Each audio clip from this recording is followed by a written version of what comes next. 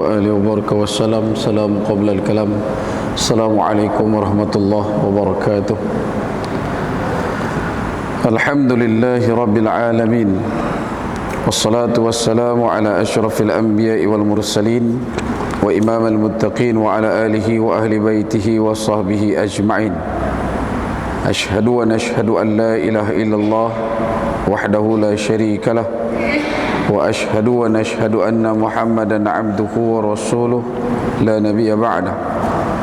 إن الحمد لله نحمده ونستعينه ونستغفره ومن شرور أنفسنا ومن سيئات أعمالنا، من يهده الله فلا مضل له ومن يضلل فلا هادي له. سبحانك لا علم لنا إلا ما علمتنا إنك أنت العليم الحكيم، وتب علينا يا مولانا إنك أنت التواب الرحيم. اللهم إنا نسألك فهم النبيين وحرز المرسلين وإلهام الملائكة المقربين. اللهم أغننا بالعلم وزينا بالحلم وأكرمنا بالتقوى وجملنا بالعافية. نويت التعلم بالتعليم وتذكر بالتذكير ونفع والانتفاع والإفادة والاستفادة والحث على التمسك بكتاب الله وسنة رسوله ودعاء إلى الهدى ودلالة على الخير ابتغاء وجه الله وقربه ومرضاته وثوابه لله تعالى. اللهم صل الإسلام والمسلمين والمؤمنين والمجاهدين والمستضعفين في رفح وفي الغزة وفي الضفة وفي فلسطين وفي الشام وفي كل مكان وكل زمن. رب اشرح لي صدري ويسر لي أمري واحلل عقدة من لساني يفقه قولي. رب اجعلني مقيم الصلاة ومن ذريتي ربنا وتقبل دعاء. أما بعد. Alhamdulillah, tama-tamanya dan selama-lamanya kita rafa'kan syukur kehadrat Allah Subhanahu wa taala dengan faham, sedar dan segar bahwasanya Allah jualah yang menciptakan langit dan bumi serta apa yang ada di antara keduanya dengan kekuasaan mutlak milik Allah dan ketunggalan Allah Subhanahu wa taala. Seterusnya selawat serta salam ke atas junjungan besar baginda Nabi sallallahu alaihi wasallam, manusia menjadi asbab musabab paling utama dan mulia sehingga kita diberikan kebaikan, diimpunkan dalam ketaatan, diberikan pinjaman iman dan Islam sampai ke malam ini. Justru berbanyak kauli kita untuk berselawat ke atas baginda Nabi sallallahu alaihi wasallam.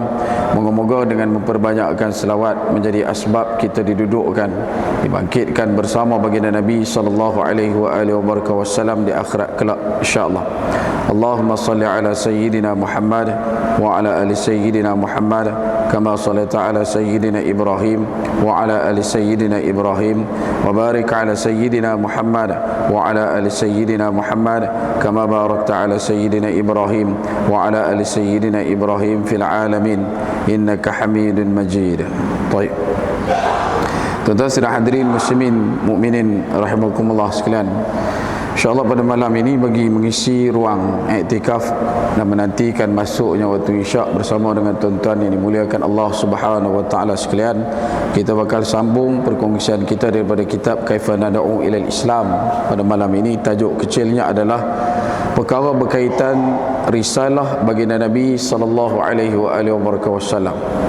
Disebutkan oleh pengarang dan penyusun kitab, sebelum daripada ini telah pun kita berbicara tentang tugas-tugas yang dipertanggungjawabkan oleh Al-Quran kepada Nabi sallallahu alaihi wasallam. Tiga tugas utama tersebut adalah, yang pertama yatlu alaihim ayatih, yang keduanya wa yuzakkihim, dan yang ketiganya wa yuallimuhumul kitaba wal hikmah. Yatlu alaihim ayatih bermaksud menyampaikan Al-Quran kepada sekalian manusia dengan prospek yang dibawakan oleh baginda Nabi sallallahu alaihi wasallam berindikatorkan sifat wajib bagi Nabi pada kedudukan amanahnya Nabi, tabligh, fatanah dan juga apa yang disebutkan sebagai siddiq. Kemudian yang keduanya wa yuzakkihim, tugas Nabi SAW adalah untuk mentarbiyah manusia. Kedudukan Nabi, kehadiran Nabi, diutusnya Nabi bukan sekadar untuk menyampaikan, bahkan memurnikan perjalanan setiap daripada perintah wahyu daripada Allah Azza wa Jalla wa Ala. Dan yang ketiganya adalah wa yu'allimuhumul kitaba wal hikmah, menghuraikan kesulitan yang terdapat dalam Al-Quran dan menerangkan makna-makna Al-Quran. Bahkan dalam waktu yang sama, adakah terdapat dalil Al-Quran yang menunjukkan Allah mempertanggungjawabkan ke atas baginda tugas-tugas tersebut? Dan kita telah pun menyebutkan betapa dalam Al-Quran terdapat banyak ayat yang menyebut dalil-dalil yang ilmiah lagi kukuh mengenai tugas-tugas yang disebutkan tadi. Tugas pertama ialah menyampaikan Al-Quran yang merupakan tugas baginda Nabi sallallahu alaihi wasallam sebagai seorang rasul. Penyampaian ini dilakukan sebagaimana Al-Quran tersebut datang tanpa sebarang perubahan, bahkan pengubah suaian, dan terjaga kedudukannya sedari saat pertama disampaikan kepada Nabi sallallahu alaihi wasallam sehinggalah dijaganya sehingga ke hari kiamat. Kita telah juga membahaskan beberapa dalil yang bicarakan mengenai penerangan Allah Azza wa Jalla wa Ala, dan dalil terakhir telah menarik perhatian kita kepada keistimewaan Al-Quran yang menegaskan bahawa tidak mungkin Al-Quran itu adalah kalam Rasulullah sallallahu alaihi wasallam, dan tidak mungkin juga ia adalah kalam manusia. Kita telah memerhatikan beberapa ayat di mana Allah telah mencabar manusia untuk mendatangkan kalam seperti mana Al-Quran. Bahkan antara lembar terawal bila mana kita buka dan kita kuak bongkaran Al-Quran dan kita selongkar ayat Allah Subhanahu wa taala daripada awal muka surat yang kedua, kita telah pun diletakkan satu kedudukan cabaran daripada Allah Azza wa Jalla wa Ala dengan menyatakan, menobatkan dan mengisytiharkan pada kalam zalikal kitabu la raiba fi. Kitab yang sedang kamu baca ini, kitab yang bakal kamu telusuri ini adalah satu kitab yang tidak ada keraguan. Tak ada satu pun buku dalam dunia yang membawa satu penarafan dengan mengangkat kedudukan kitab itu sebagai satu kitab yang tidak boleh dipertikaikan, yang tidak boleh diragui, yang tidak boleh diletakkan sangka syak padanya, melainkan Al-Quran sahaja yang mampu untuk diletakkan pada kedudukan demikian. Mungkin juga kita tertanya-tanya bagaimanakah Allah mencabar manusia untuk datangkan kalam seperti Al-Quran. Maka perkara tersebut ialah apabila kita memerhatikan kalam-kalam Al-Quran ini, kita akan dapati bahawasanya Al-Quran itu bebas dan jauh dari semua sifat kemanusiaan. Tidak ada sifat manusiawi dalam memetakan perjalanan firman Allah Subhanahu wa taala. Ia adalah satu perkara yang disebutkan dan disampaikan kepada makhluk yang bernama manusia, baik duduk dalam peringkat bashar, baik duduk dalam peringkat ins, baik duduk dalam peringkat insan, maupun dia adalah khairu ummah. Ayat-ayat daripada Allah Azza wa Jalla wa Ala ini bertindak sebagai satu kalimah yang diangkat menjadi wahyu, hubung kaitnya antara pencipta dengan yang dicipta. Bukan bicara berkenaan dengan satu orang kawan kepada kawannya, bukan juga bicara antara satu orang anak dengan bapaknya, melainkan Al-Quran itu adalah satu kedudukan yang murni dan juga bening dari segala pengaruh dan nuansa kemanusiaan. Ketika manusia bercakap, percakapannya mestilah bersifat dengan sifat-sifat kemanusiaan. Tidak bagi Quran, kerana ia menceritakan bahasa dari seorang pencipta, dari yang menciptakan kepada yang diciptakan. Oleh itu, adakah kalian mampu untuk mendatangkan ayat-ayat ataupun surah seperti kalamullah yang sangat jauh daripada sifat-sifat kemanusiaan, sehingga kini gelanggang cabaran itu masih terbuka, terhidang di depan setiap benak fikir manusia yang sanggup dan mampu untuk menyahut cabaran Allah Azza wa Jalla wa Ala untuk mendatangkan barang mungkin satu ayat ataupun satu surah yang boleh menandingi Allah Subhanahu wa taala pada pembinaan watak gagasan Al-Quran ini. Kenyataan Al-Quran mempunyai sandaran ilmu. Hal ini demikian kerana bidang psikologi pendidikan dan sebagainya mengajarkan kita bahawa sifat manusia banyak terzahir dalam percakapan. Maka percakapan seseorang adalah cerminan kepada dirinya. Inilah hakikat yang kita semua maklum. Apabila seseorang bercakap dan memanjangkan percakapan, orang yang mahir dalam bidang psikologi akan memerhatikan percakapan tersebut, pasti akan dapat membaca sifat orang yang sedang bercakap itu. Hal ini demikian kerana tabiat seseorang itu mempengaruhi percakapannya. Mustahil seseorang itu boleh mengasingkan cara percakapannya dengan sifat kemanusiaannya. Inilah yang telah dicabar oleh Allah Azza wa Jalla wa Ala kepada seluruh tamadun kemanusiaan, bahkan setiap daripada anak cucu cucu cicit Nabi Adam AS ini, sebagaimana yang telah disebutkan dalam beberapa kalam Allah Subhanahu wa taala. Adakah kalam ini benar-benar suci dan bebas dari ciri-ciri kemanusiaan? Ditanya oleh penyusun dan pengarang kitab. Adakah mungkin terdapat sebahagian ciri atau tabiat kemanusiaan pada kalam tersebut?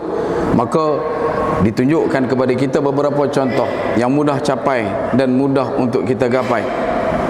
Antaranya dibawakan satu penarafan daripada surah Yasin yang biasa dan mesra dengan telinga kita dan juga mesra pada lidah kita.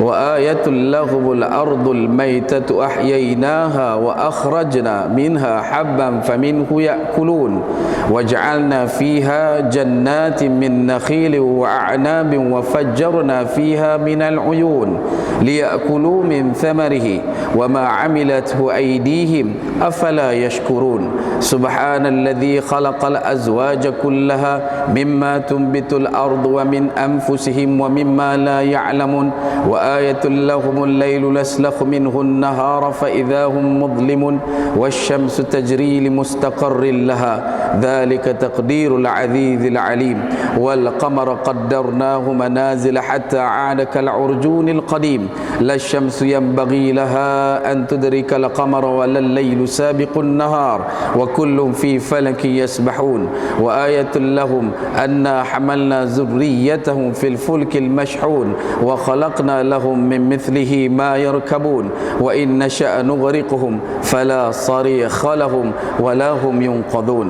Yang bermaksud dan tanda kebesaran Allah itu bagi mereka adalah bumi yang telah mati, kami telah menghidupkannya, ahyainaha wa akhrajna, dan kami mengeluarkan daripadanya habban faminhu ya'kulun, daripadanya biji-bijian yang kemudian daripada biji-bijian tersebut kamu dapat memakan sumber daripada tumbuhnya. Waja'alna fiha jannat, dan kami jadikan pada bumi itu kebun-kebun min nakhil wa a'nab, iaitulah daripada kebun kurma dan kebun anggur. Wa fajjarna fiha minal uyun, dan kami pancarkan padanya beberapa mata air agar mereka dapat makan daripada buahnya. Liya'kulu min thamarihi, dan daripada hasil usaha tangan mereka. Wa ma 'amilathu aydihim, dan soalan yang dilontarkan, afala yashkurun, maka mengapa mereka tidak pernah bersyukur.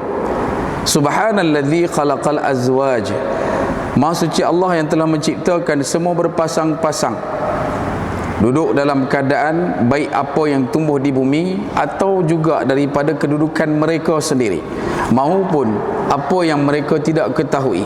Dan satu tanda bagi mereka adalah apa yang disebutkan oleh Allah Subhanahu wa taala pada kalam wa ayatul lahum al-lail, iaitulah tanda yang Allah Ta'ala nyatakan pada ayat yang ke-37 tentang perkara berkenaan dengan malam. Naslakhu minhun nahar, yang mana sifat malam ini adalah kami tanggalkan siang darinya, maka seketika itu mereka berada dalam keadaan gelap. Fa idzahum muzlimun wa syamsu tajri limustaqarrin laha, dan matahari berjalan pada peredarannya. Demikianlah ketetapan yang maha perkasa lagi maha mengetahui. Dan telah kami tetapkan tempat peredaran bagi bulan, sehingga kembalilah ia seperti bentuk tandan yang tua. Tidaklah mungkin bagi matahari untuk mengejar bulan, dan malam pun tidak dapat mendahului siang. Masing-masing beredar pada garis edarnya, dan satu tanda bagi mereka adalah kami angkut keturunan mereka di dalam kapal yang penuh muatan, dan kami ciptakan untuk mereka apa yang mereka kenderai, dan jika kami kehendaki kami tenggelamkan mereka, maka tidak ada penolong bagi mereka yang tidak pula mereka diselamatkan. Surah Yasin ayat 33 hingga ke 43. Daripada sekujur perjalanan ayat yang kita bacakan daripada kitab ini menunjukkan begitu debar dan getarnya perjalanan yang Allah Subhanahu wa taala bawa untuk kita teroka daripada satu kedudukan ke satu kedudukan. Yang pertamanya, bagaimana Allah Subhanahu wa taala nyatakan tentang kedudukan asal bumi itu berada dalam kedudukan maitah, berada dalam keadaan mati, dan dengan Allah Azza wa Jalla wa Ala jualah yang telah menghidupkan pada kedudukan rububiyahnya. Keadaan penciptaan makhluk yang bernama bumi ini dimulakan dengan tandaan Allah Azza wa Jalla wa Ala, betapa ia dihidupkan daripada matinya. Dan kemudian bagaimana Allah Subhanahu wa taala menentu takdirkan perjalanan setiap musim silih berganti berkenaan dengan biji-bijian yang bakal mengeluarkan hasil, digunakan ia sebagai satu sumber untuk dimakan oleh manusia seluruhnya. Tak cukup dengan itu, Allah Subhanahu wa taala nyatakan pula gagasan berkenaan dengan nilai ekonomi, disebutkan tentang perkebunan, disebutkan tentang sumber hasil apa yang ditanam daripada kurma dan juga anggur, yang mana mereka pada akhirnya kata Allah meletakkan kedudukan itu liyakulu min thamarihi wa ma amilatu aydihim, dengan merasakan betapa segala nikmat yang mereka perolehi selama mana mereka melakukan perkebunan itu, dan mereka mengutip hasilnya, mereka memakan setiap daripada satu butir bijinya, dalam keadaan mereka mengatakan ini semua adalah hasil usaha tangan mereka. Dan Allah Ta'ala menempelak kelompok ini dengan mengatakan afala yashkurun, kenapa mereka tidak bersyukur? Kerana Allah jualah yang menentukan dan mentakdirkan setiap tumbuh benih tunasnya, segala apa yang ditanam oleh makhluk yang bernama manusia. Kemudian Allah Subhanahu wa taala bawakan pula kepada kita, menarik perhatian kita untuk meneroka pada kedudukan biologi, kedudukan manusia itu sendiri. Betapa manusia itu diciptakan berpasang-pasang, sama juga dengan tumbuh-tumbuhan. Bahkan ada perkara yang duduk dalam keadaan dipasang-pasangkan sehingga kita tidak mampu untuk capai-gapai, tak berada dalam kemampuan pengetahuan kita.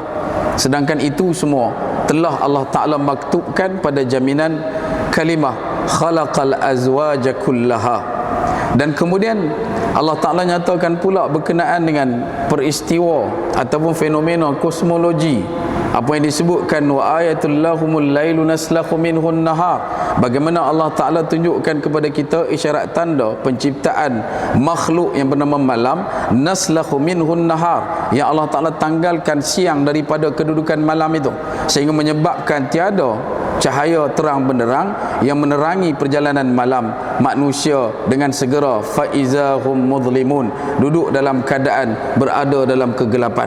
Kemudian Allah Subhanahu wa taala nyatakan pula perjalanan berkenaan dengan sang surya pada pengorbitan kedudukannya, memenuhi dan juga menguasai pancar sinarnya seluruh bima sakti. Wasyamsu tajri li mustaqarril laha dzalika taqdirul azizil alim. Adakah kamu tidak pernah melihat perkara itu sebagai satu ketetapan dan kedudukan, betapa Allah Subhanahu wa taala menjadikan ia sebagai satu bentuk bukti betapa Allah menyayangi kita pada kadar Ar-Rahman dan Ar-Rahimnya. Begitu juga ketika mana Allah Subhanahu wa taala nyatakan berkenaan dengan bulan, wal qamara qaddarnahu manazil hatta 'ada kal urjunil qadim, yang mana setiap daripada perjalanan bulan ketika mana mengorbit bumi ini, cukup satu pusingan dia, bila mana kita ambil gambaran garis dia setiap daripada hari dia bergerak tu, kita akan dapati betapa laluan yang dilalui oleh bulan itu membentuk satu tandan tua, satu tandan kurma yang tua yang dah kering. Sebab tandan kurma ni bila dia kering, dia akan merekod dan dia akan bentuk dia macam lambang infinity tu. Dia akan jadi macam bentuk 8 yang terkalih tu. Dan ini adalah benda yang Allah Ta'ala nyatakan 1453 tahun yang lepas, baru dikaji kurang lebih dalam 300 tahun belakangan oleh orang-orang yang tidak beriman, dan mereka merasakan mereka lah orang yang menjumpainya itu, sedangkan Allah Ta'ala telah tandakan.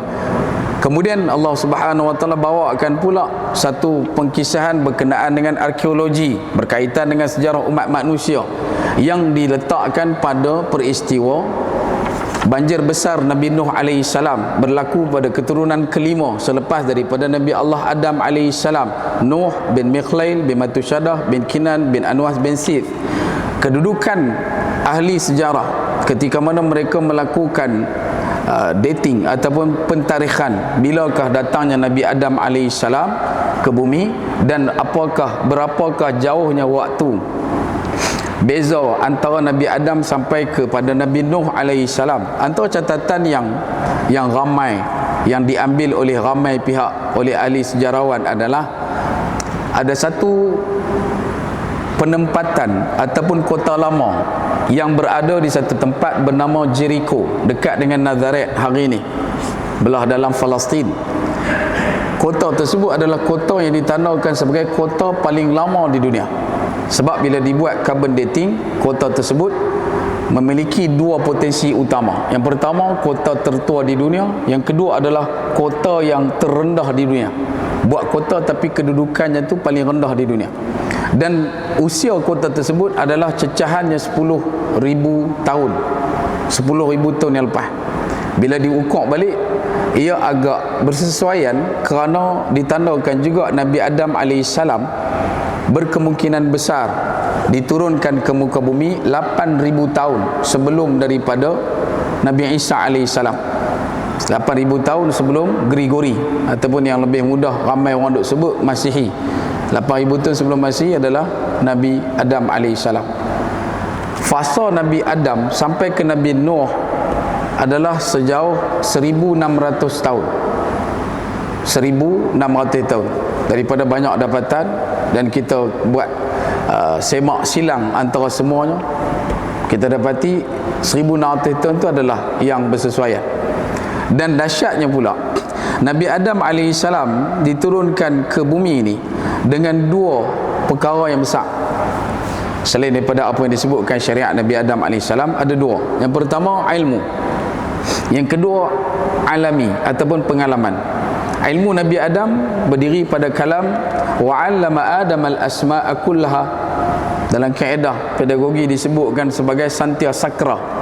Allah Ta'ala memberikan satu maklumat, bukan takat maklumat tetapi juga ilmu, bukan takat ilmu tetapi juga hikmah kepada Nabi Adam, mengetahui setiap daripada segala perkara, sehingga bila dibanding bezakan dengan para malaikat, malaikat tidak mampu untuk mengetahui perkara sama macam mana Nabi Adam ketahui.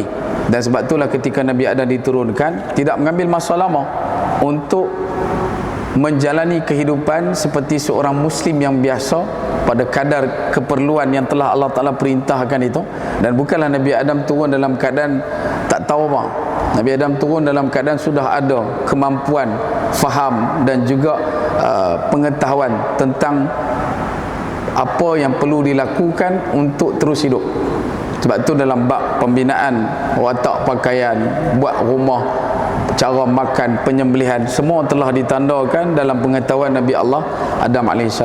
Tapi pasal kita dah didoktrin, kita dah diset up dengan faham kita Flintstone, dengan faham kita orang zaman batu, dengan faham kita mereka hidup bercawak dan sebagainya. Jadi benda tu yang jadi border, kita tak boleh keluar daripada kepompong salah faham yang telah dilakukan oleh kelompok-kelompok tertentu ini untuk menandakan betapa Nabi Adam adalah satu orang yang memikul beban dosa dan tidak mendapat kemuliaan di dunia. Jangan mengikut pada kadar faham ajaran ataupun kepercayaan yang lain, kerana mereka sampai hari ini, bahkan sampai ke kiamat, mereka merasakan Nabi Adam, mereka mengatakan Nabi Adam adalah pembawa utama dosa agung dalam kehidupan seluruh manusia. Jadi kalau ada orang yang berfikiran, berfahaman dan menyangka demikian, maka kembalilah kepada Allah Subhanahu wa taala sebelum kamu dikembalikan kepada Allah Subhanahu wa taala. Sebab tu proses kemajuan teknologi ditandakan 1,600 tahun. Kenapa? Dalam Al-Quran, kalau tuan-tuan boleh buka semak balik lagi, jangan buka lah. Ni saya cuma habaq. Kalau kita buka dalam surah Hud, antara yang disebutkan oleh ulama tumpu dan tuju pada ayat ke-42 memberikan satu perkara yang begitu menggerunkan faham kita tentang apa yang disebutkan ketinggian teknologi dan bagaimana kita nak meletakkan kaitannya dengan pada satu ayat yang Allah Subhanahu wa taala nyatakan bila satu bangsa ni tidak lagi taat kepada Allah, Allah akan ranapkan bangsa tersebut dan digantikan dengan bangsa yang lain. Kemampuan dan ketinggian teknologi di zaman Nabi Nuh AS, kata ulama, bermula pada ayat yang ke-42, iaitu وَهِيَ تَجْرِي بِهِمْ فِي مَوْجٍ كَالْجِبَالِ وَنَادَى نُوحٌ ابْنَهُ وَكَانَ فِي مَعْذِلٍ يَا بُنَيَّ ارْكَبْ مَعَنَا وَلَا تَكُنْ مَعَ الْكَافِرِينَ. Kemudian sambungannya pada ayat ke-43, qala sa'awi ila jabali ya'simuni minal ma'. Jawapan daripada anak Nabi Nuh alaihissalam. Apakah situasi yang berlaku pada ayat yang ke-42? Allah Subhanahu wa taala nyatakan betapa Nabi Nuh ketika mana sedang sibuk memanggil manusia untuk dipersiapkan mengisi setiap daripada ruang bahtera yang telah diperintahkan oleh Allah puluhan tahun sebelum daripada itu untuk dipersiapkan, sehinggalah sampai pada ketentuan Allah. Kata Allah Azza wa Jalla wa Ala, apabila kami tajri bihim fi maujin kal jibal, ketika mana kami telah mententukan, menakdirkan betapa bahtera tersebut berlayar di tengah lautan. Tajri ini berlayar dengan cepat, dia dengan derah, fi maujin kal jibal, dan kemudian mereka duduk di tengah-tengah air lautan yang bergelombang, ombaknya alun besar, sehingga menyebabkan kalam dikeluarkan yang disebutkan dalam Al-Quran maujin kal jibal. Gelombangnya itu tinggi, membentuk seperti jibal, membentuk seperti gunung.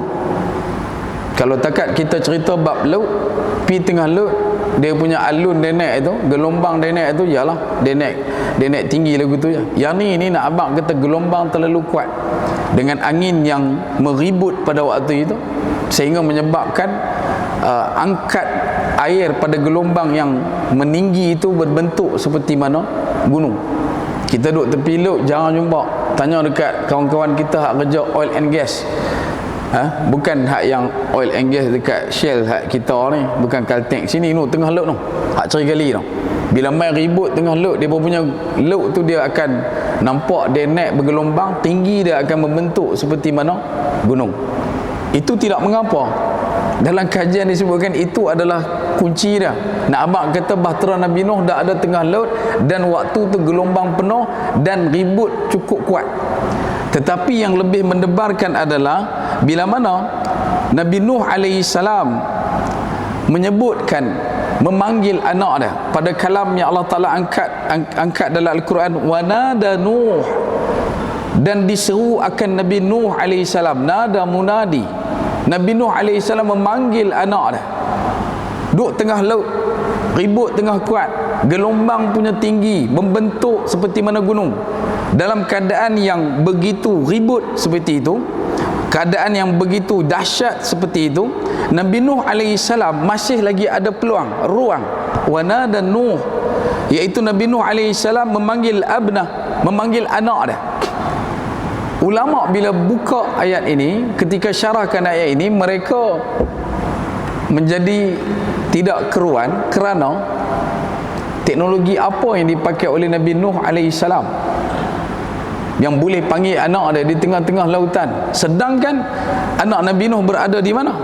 Anak Nabi Nuh kata dia akan mendaki bukit, ya'simuni minal ma', untuk mengelakkan diri dia, untuk menjauhkan diri dia daripada air. Anak Nabi Nuh ada dekat atas bukit tu. Nabi Nuh alaihissalam ada tengah laut. Dia guna telefon apa? Line apa dia pakai? Dia pakai Starlink lah. Dia pakai dial up 1515. Nabi Nuh pakai apa? Sebab tu kata ulama, hakikat besarnya apa dia? Kemajuan teknologi berlaku di zaman Nabi Nuh. Orang meninggalkan ketaatan kepada Allah, tidak mentauhidkan Allah Subhanahu Wa Taala, maka Allah Taala vanish, Allah Taala hancurkan, Allah Taala punahkan seluruh keturunan daripada manusia yang hidup pada zaman tu, selain pada asbab doa Nabi Nuh alaihissalam. Tetapi fasa kemajuan teknologi ini, tanda hujungnya adalah kalau kamu menyembah teknologi dan meninggalkan Allah, maka pada waktu itu Allah Subhanahu Wa Taala akan hancurkan kamu dan gantikan dengan bangsa yang lain. Buktinya apa? Selepas daripada penenggelaman manusia di zaman Nabi Nuh, maka Nabi Nuh perlu untuk memulakan semula kehidupan bersama dengan anak pinaknya yang masih lagi berbaki saki, yang berada dalam bahtera bersama dengan orang beriman, dan disitulah dimulakan balik pembangunan tamadun manusia pada tiga keturunan Sam, Ham dan juga Yafid. Dan sebab itu bila sebut berkenaan benda ni, sebagai ulama mengkaji berkenaan ilmu fitan, dia kata umur umat manusia dia akan berakhir menjelang 1500 ke 1600, disebabkan oleh perkiraan yang ditandakan daripada Nabi Adam sampai ke Nabi Nuh. Cuma bezanya untuk Nabi-Nabi sebelum Nabi Muhammad SAW, bila dihancurkan keturunan bangsa itu, Allah Ta'ala akan angkat bangsa lain. Tetapi kita perlu ambil ingat, perlu untuk diluruslaraskan dan dibutir betulkan, kita adalah umat akhir. Bila kita dah dihancurkan, dimusnahkan, maka tidak ada lagi kebangkitan bangsa baru. Kerana yang akan berlaku itu adalah apa yang dikatakan sebagai kiamat. Sebab itu Nabi SAW memberikan khabar untuk mendatangkan gerun, tunduk, takut kita kepada Allah Subhanahu Wa Taala. Tapi manusia meninggalkan ketakutan kepada Allah, memilih untuk memiliki gerun kepada makhluk, takut kepada orang-orang yang menentang Allah Azza wa Jalla wa Ala, kecut dengan kelompok-kelompok yang menistakan agama, duduk dalam keadaan memiliki hati yang pengecut, tidak pernah dibesarkan Allah Subhanahu Wa Taala di dalam diri dia, tetapi senantiasa membesarkan diri dia setiap kali berada di hadapan Allah Subhanahu Wa Taala. Wal'iyadzubillah. Bahkan kata pengarang, betapa Allah Subhanahu Wa Taala tampilkan pada ayat daripada ayat 33 sampai ayat ke-43 dengan menggunakan kalimah yang bermaksud kami telah ciptakan, kami telah takdirkan, kami telah hidupkan, yang tidak memiliki sifat kemanusiaan dalam kalam-kalam tersebut. Siapakah manusia yang mampu dan berani menisbahkan dirinya kepada kalam ini? Siapa yang berani kata lagu tu? Kami telah ciptakan, kami telah takdirkan, kami telah hidupkan. Ataupun adakah kalian mampu untuk mengatakan kalam ini pada surah Yasin ayat ke-68, wa man nu'ammirhu nunakkishu fil khalqi afala ya'qilun, dan sesiapa yang kami panjangkan umurnya, nescaya kami kembalikan dia kepada awal kejadiannya, afala ya'qilun, apakah mereka tidak berakal? Siapa yang boleh protes benda ni? Satu orang melalui fasa kehidupan yang lengkap ataupun yang normal. Daripada kecil dia lahir, duduk dalam keadaan tak ada gigi, dia keluar mai, dia mengesot, dia duduk sebagai bayi, kemudian dia mengesot, kemudian dia merangkak, kemudian dia berjalan. Dan kata Allah, wa man nu'ammiruhu nunakkishu fil khalqi afala ya'qilun, dan kami kembalikan dia balik pada awal kejadian dia. Siapa yang boleh nak mengatakan betapa perkara ni tak berlaku, dan betapa sesiapa yang kami telah panjangkan umurnya, kami kembalikan seperti sifatnya di awal kejadian, lemah dia setelah dia kuat, semua perkara seperti di awal kejadiannya. Adakah saya yang telah mengatakan kalam ini? Siapakah yang maha perkasa di bumi ini yang mampu mengatakan, dan barang siapa yang kami telah panjangkan umurnya? Antara lain dalam surah Insan, Allah Subhanahu Wa Taala nyatakan pada firman-Nya, inna khalaqnal insan min nutfatin amsakhin nabtali faja'alnahu sami'an basira inna hadainahu as-sabil imma syakiran wa imma kafura inna a'tadna lil kafirina salasila wa aghlalan wa sa'ira innal abrara yashrabun min ka'sin kana mizajuha kafura. Sungguh kami telah ciptakan manusia dari nutfah, setitis mani yang bercampur, yang kami ingin mengujinya. Kerana itulah kami jadikan dia melihat dan mendengar. Sungguh kami telah menunjukkan kepadanya jalan yang lurus. Inna hadainahu sabil.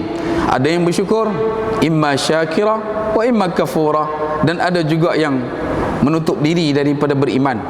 Sungguh kami telah sediakan rantai bagi orang-orang yang kafir, belenggu dan api neraka yang berada dalam keadaan sa'ira. Neraka sa'ir maksudnya api yang sedang meluap, yang sedang menyala-nyala.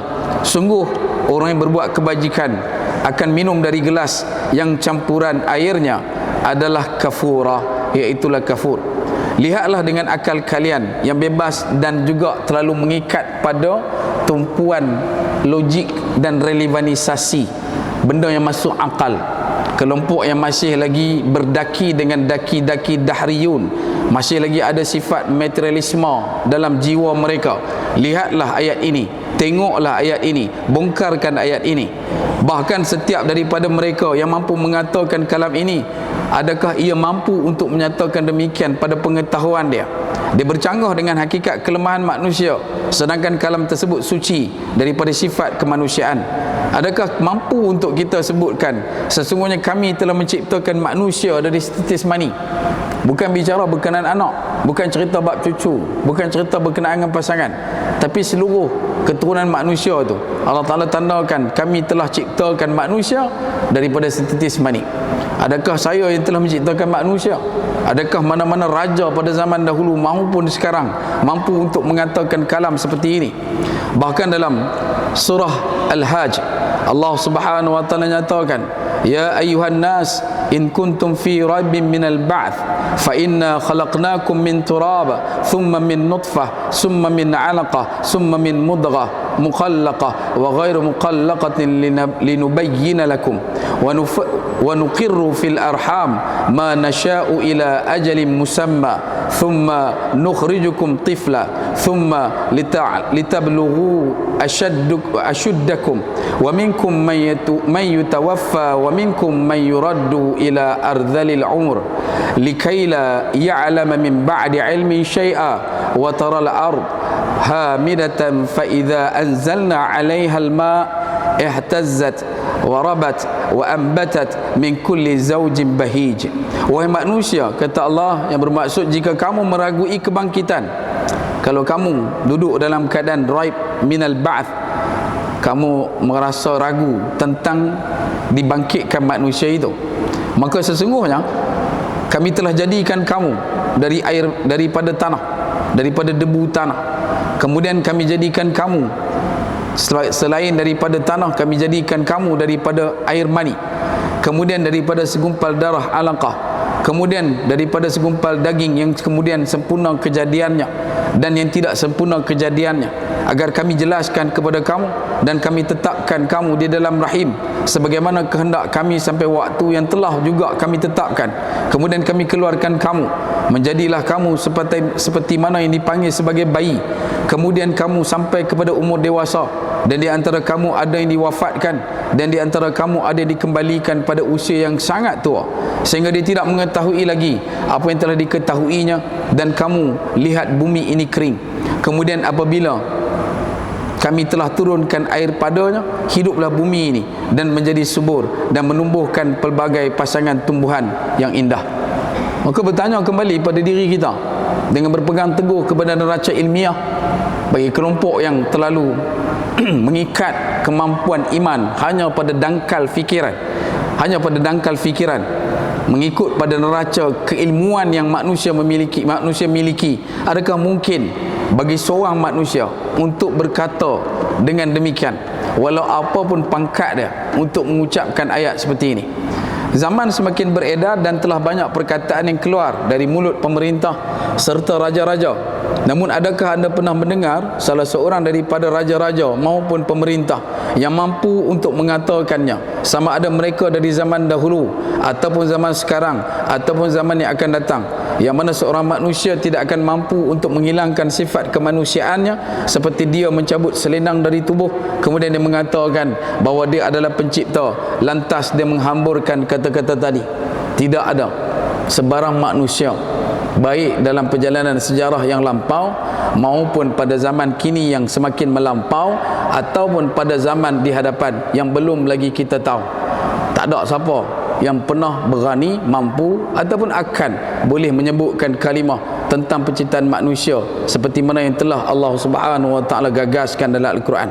Bagaimana satu manusia boleh katakan, kamilah yang menetapkan kedudukan kamu di dalam rahim pada waktu yang tertentu sebagaimana kehendak kami, sehinggalah sampai waktu yang telah ditetapkan dan kami keluarkan sebagai seorang bayi.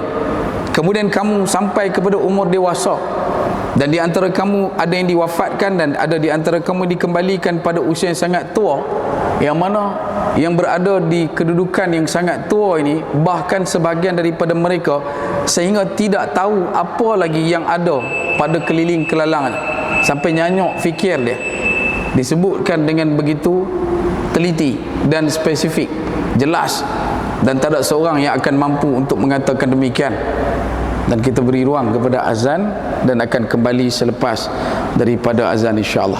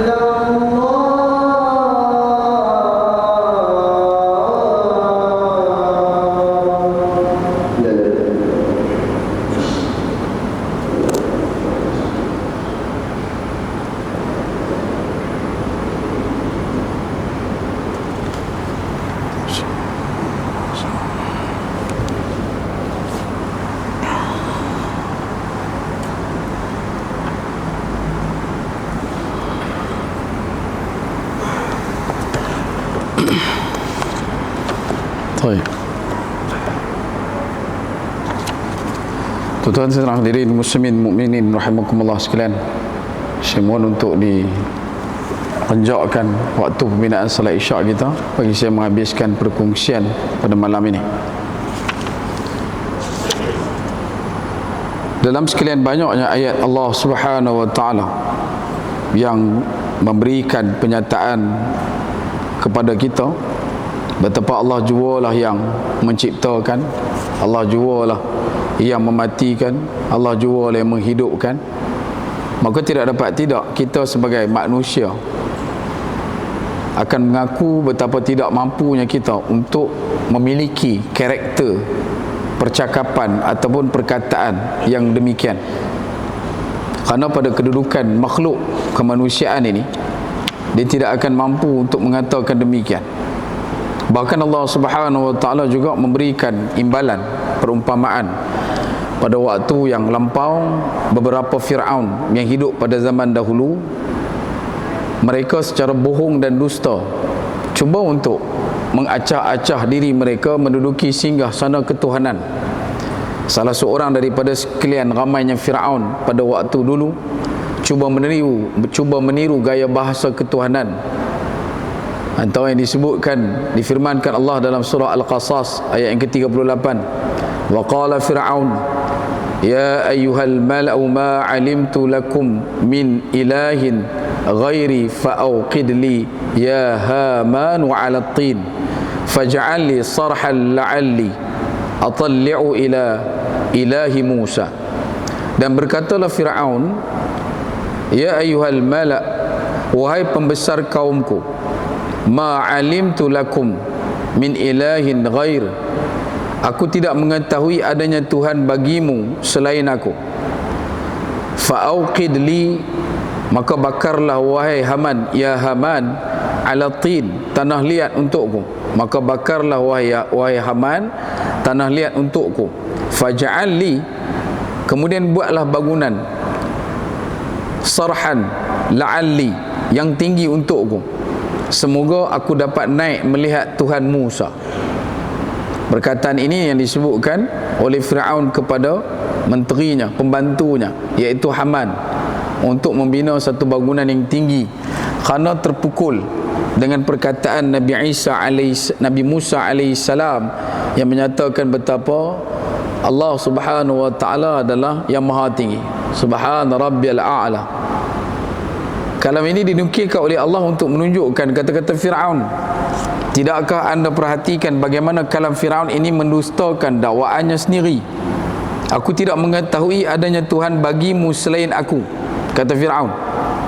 Dan kemudian dia kata, maka bakarlah wahai Haman tanah liat untukku, kemudian buatlah akan Haman bangunan yang tinggi untukku, semoga aku dapat naik untuk melihat Tuhan Musa.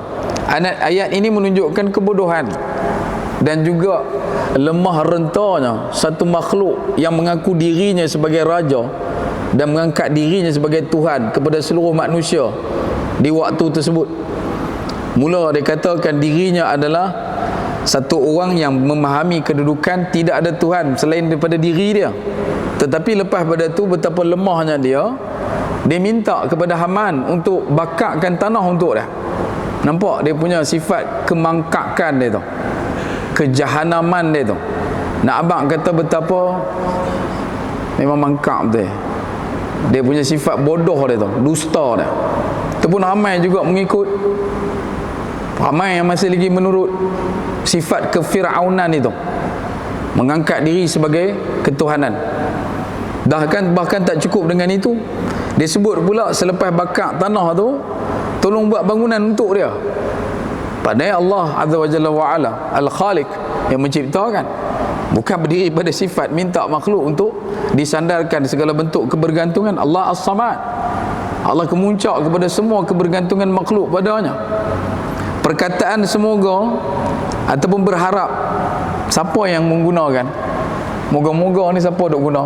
Makhluk. Mana ada Tuhan duk guna perkataan moga? Tidak ada kalimah yang Allah Subhanahu wa taala minta kepada makhluk untuk diharapkan kebaikannya. Perkataan semoga adalah perkataan yang disebutkan tentang pengharapan yang keluar daripada seorang manusia yang telah melakukan sesuatu dan memasang cita-cita, namun dia tidak mampu mengetahui adakah cita-citanya tadi bakal tercapai. Lantaran itu, wujudkah di alam ini seorang manusia yang sememangnya diciptakan lemah, yang mampu untuk mengucapkan kata-kata yang bebas daripada sifat kemanusiaan? Takkan mungkin sama sekali. Bacalah semua ayat Al-Quran dari awal hingga akhir, kita akan dapati betapa ayat-ayat tersebut bertepatan dengan sifat ketuhanan, dan kita menyebutnya sifat ketuhanan yang amat mulia, lagi tinggi, mengelilingi kalam-kalam yang ajaib ini. Bahkan Allah Subhanahu wa taala memberikan kepada manusia melalui Al-Quran akan cabaran. Antara cabaran Al-Quran kepada manusia adalah supaya mendatangkan kalam yang seumpamanya. Bermaksud ia mencabar mereka supaya mendatangkan kalam yang tiada unsur kemanusiaan. Bukan suruh main bahasa Arab, tapi main satu kalam yang boleh menandingi ataupun paling tidak pun kafah, duduk dalam keadaan kufu, setanding dan setara dengan Al-Quran. Tak ada. Musailimah Al-Kadzdzab, bahkan manusia yang pernah mengaku Nabi di zaman selepas kewafatan Nabi SAW, bahkan sebelum daripada itu, tidak mampu untuk menandingi ayat-ayat Allah. Akhnas bin Syuraik, ketika mana merasakan diri dia juga mengetahui cerita hikayat lama, dia pun memanggil manusia dengan perkataan penceritaan, pengkisahan hikayat-hikayat lama. Dia pun tak mampu untuk menanding apa yang disebutkan oleh Nabi SAW pada kalam Al-Quran. Begitu juga dengan Al-Harith, sanggup untuk membayar wanita-wanita menari di depan dia ketika waktu yang sama dia menceritakan hikayat Raja Parsi kepada orang-orang Mekah demi untuk menghalang manusia daripada mengerumuni liqa Nabi SAW. Tak ada siapa yang boleh menentang. Sebab tu kalam Sayyidina Umar Al-Khattab ketika mula membaca cebisan lembaran yang diberikan kepadanya oleh adikndanya, iaitulah Fatimah bintul Khattab radhiyallahu anha, yang tertera surah Taha. Ayat awal yang dibacakan Bismillahirrahmanirrahim, tersentak dia, terpicu dia untuk tidak lagi mampu menahan diri daripada tidak terus membaca.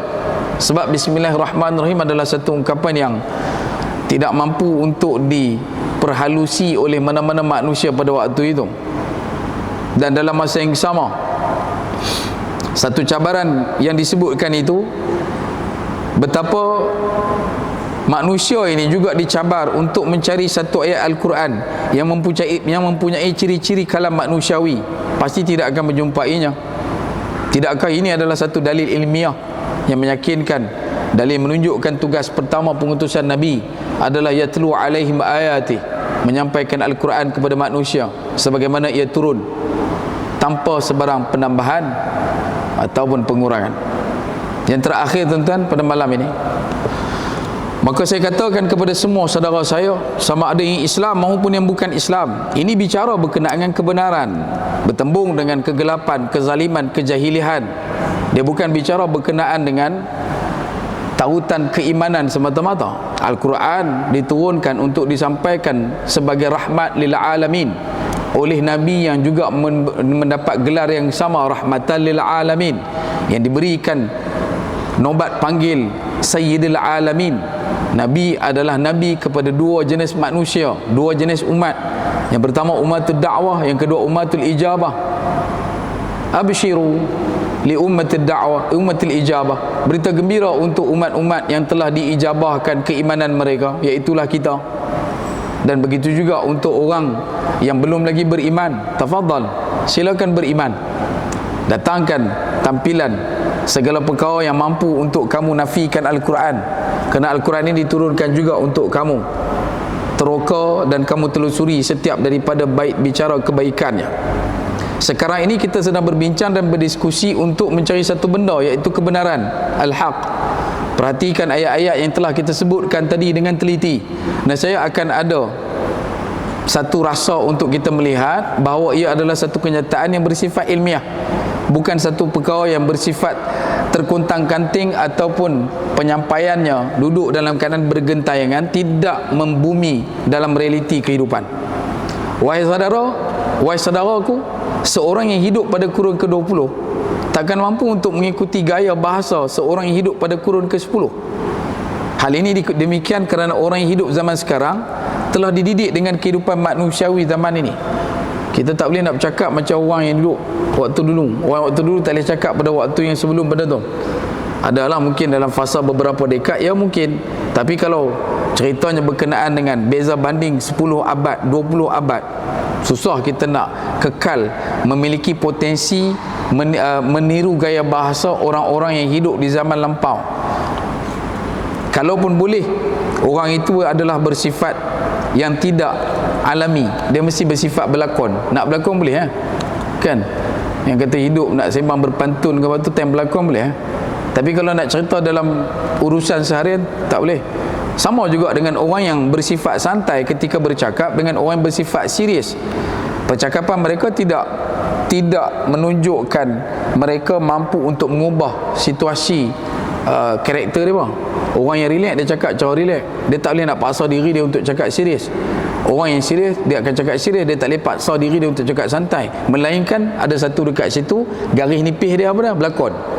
Dia berlakon cakap santai, tapi hakikat dia tak santai. Dia berlakon cakap serius, tapi hakikat dia tak serius. Tapi Al-Quran pada sifat Allah Subhanahu wa taala segala kebaikan yang tertinggi, Allah mendatangkan pada kita wa'idun dan juga wa'adun, segala ancaman dan juga segala kebaikan balasan. Pada kedudukan Allah Ar-Rahman, juga pada kedudukan Allah Al-Jabbar. pada kedudukan Allah Ar-Rahim, pada kedudukan Allah Al-Muntaqim, pada kedudukan Allah As-Salam. Dan Allah Subhanahu wa taala juga menyampaikan Al-Quran pada kalam yang memberikan imbalan kepada kita, wakil daripada Al-Mutakabbir.